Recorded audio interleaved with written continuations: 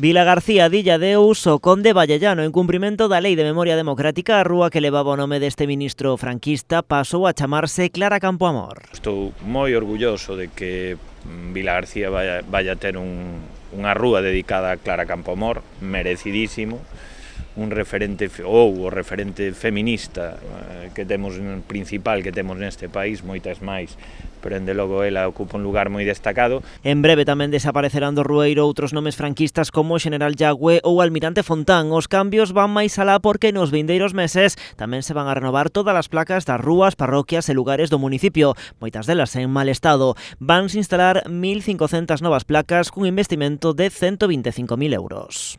E se vai a facer gradualmente. Por onde se vai a comenzar?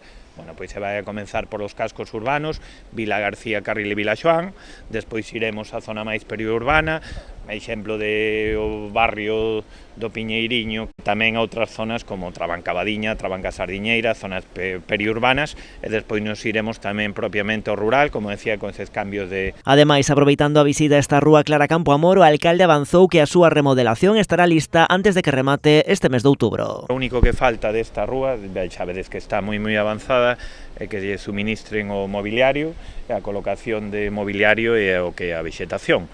Os árbores que van a levar, está a expensas a empresa de que a fábrica que está co mobiliario pois suministre, pero ao longo deste mes vai a quedar rematada. A previsión é que dentro de 15 días chegue todo o mobiliario para a continuación plantar as árbores e o resto da vexetación.